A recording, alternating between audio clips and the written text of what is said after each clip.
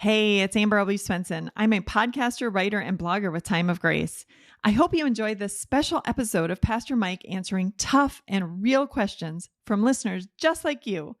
Check out his podcast that's full of all kinds of tough topics.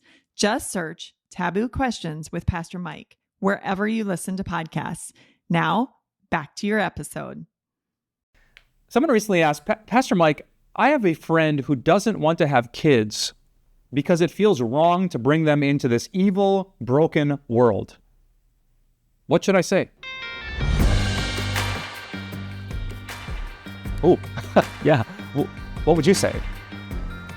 Now, we live in a world of 24-hour news where all of us are on our phones, where, if it bleeds, it leads. If it's tragic, it trends. We are more aware of the stuff with natural disasters and typhoons and hurricanes and earthquakes and mudslides and wars and rumors of wars and assassination attempts. The world is jacked up. And so is it a loving thing? Is it a good thing to bring a child into a world like that where my child might get hurt or be scarred?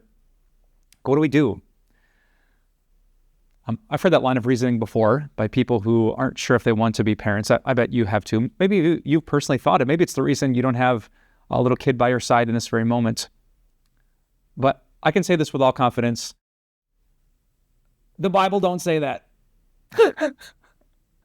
God is very aware of the amount of evil in this world. In fact, what we see in part, he sees in whole. Where we only see the present tragedy and remember some moments of history, God sees past, present, and future altogether. In other words, God has not minimized the evil of this broken, sin-sick world. He sees it more than you do. And yet, what does God say about children? He says that they are a blessing.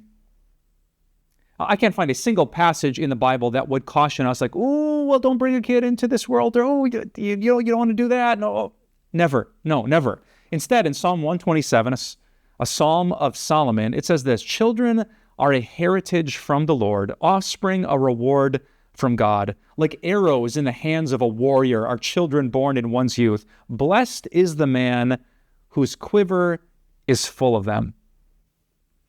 What a cool and poetic passage about the beauty of kids, right? It's like we're in this spiritual battle. Blessed is the man who has sons that he has sharpened and trained like arrows to live for goodness and to live for God. So I would say this: whatever fear you feel, God knows what you're afraid of, but God isn't afraid. All the concerns you have of what could happen, God is aware of all the dynamics.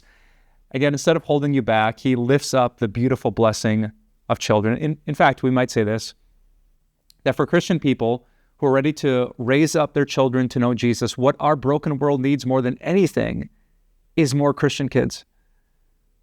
More kids who are raised with the gospel of Jesus, who have been humbled by their own sinfulness, but who found such peace and joy in the cross and resurrection and the empty tomb. This corrupted world doesn't need Christians to have less kids.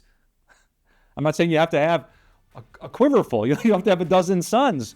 But I would say this: if you're a follower of Jesus, just embrace the teachings of Jesus and the scriptures. The children are a blessing. Our world needs it. And I have a hunch, once you hold that little one in your arms, you'll agree with God. Blessed is the man, blessed is the woman whose home is full of the children that God has given. Hey, thanks for listening to Taboo Questions with me, Pastor Mike Novotny. You can find even more questions on timeofgrace.org/taboo questions and in my book entitled Taboo: Topics Christians Should Be Talking About But Don't. Just look for the link in the episode notes.